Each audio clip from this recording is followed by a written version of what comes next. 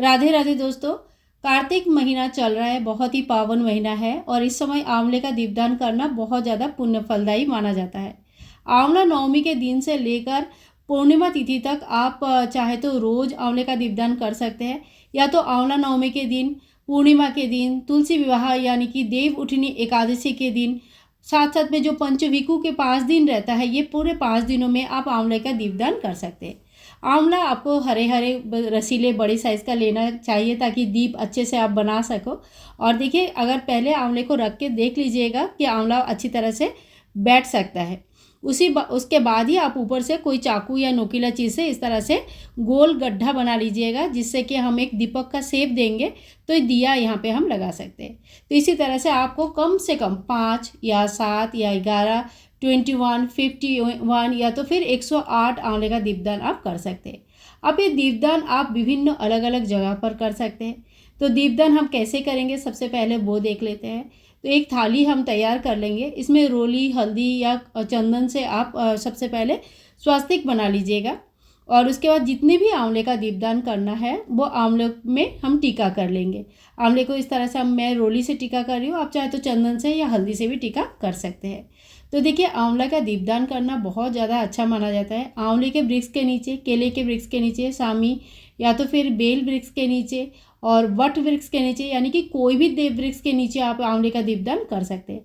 ये दीपदान आप अपने घर में या घर के बाहर, मंदिर पे, नदी में, जलाशय में, किसी सुनसान स्थान में, गुरुगृह और गोमाता गौशाला में जाके गोमाता के सामने, मतलब थोड़ा सा डिस्टेंस रख के वहाँ पे भी आप दीपदान कर सकते हैं।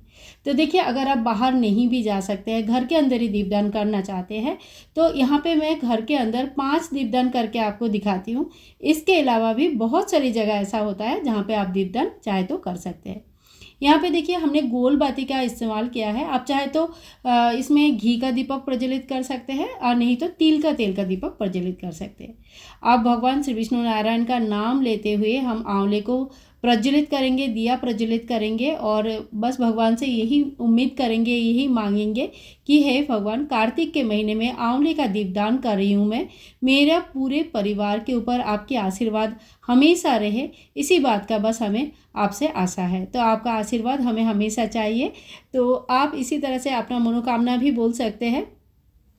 और इस तरह से देखिए, आंवले का हम दीपदान कर लेंगे। इसके बाद हम फूल, अगर आपके पास है तो आप फूल चढ़ा दीजिएगा। थोड़ी सी तिल जरूर चढ़ाइएगा। तिल आप काला या सफ़ेद कोई भी चढ़ा सकते हैं।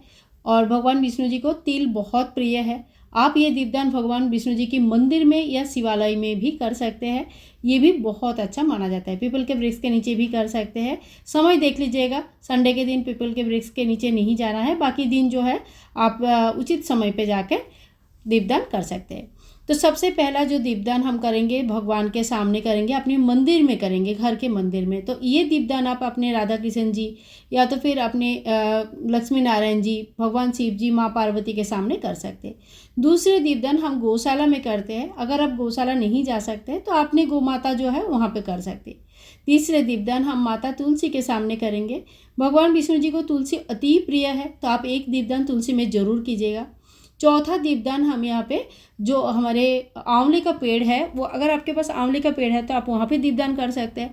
नहीं तो केला, आंवला, बेल, वट, अपराजिता, जो भी देव वृक्ष आपके पास है उनके नीचे आप दीपदान कर सकते हैं। आपके पास अगर कोई भी देव वृक्ष है तो आप उनके नीचे इस तरह से दीपदान कर सकते हैं। जो पांचवें दीपदान होता है, ये हम खुली आकाश के नीचे दीपदान करते हैं। और ये दीपदान हमारे पितरों के लिए जो रास्ता होता है, पितरों का जो मोक्ष प्राप्ति के पथ होता है, उसे आलोकित करता है। तो ये दीप विशेष होते हैं, बहुत महत्वपूर्ण होते हैं। और ये दीपदान से हम अपने पितरों के आशीर्वाद हमें मिल सकता है, पितृ दोष से राहत मिल सकती है। तो ये बहुत ही पुण्यदायी एक दीपदान होता है। और पंचविकु के 5 दिन में ये रोज आप एक एक दीपदान पितरों के नाम पे जरूर कर सकते हैं। इससे आपको बहुत फ़ायदा होगा, पितृ दोष से मुक्ति मिल जाएगी।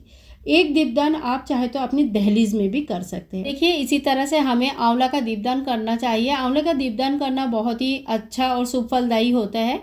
आप अगले दिन सुबह इन आंवले को गौमाता को खिला सकते हैं या तो फिर किसी नदी में बहा सकते हैं। वहाँ पे भी नदी के प्राणी जो रहते हैं, मछलियाँ वगैरह इसे खा जाते हैं।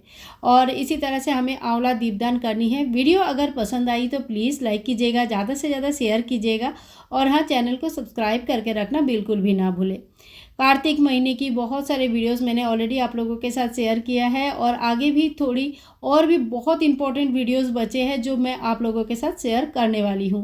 तो ये इसी तरह का वीडियोस देखने के लिए, चैनल के साथ जुड़े रहने के लिए बेल आइकन ज़रूर प्रेस कीजिएगा। तब तक के लिए राधे राधे, हरे कृष्णा।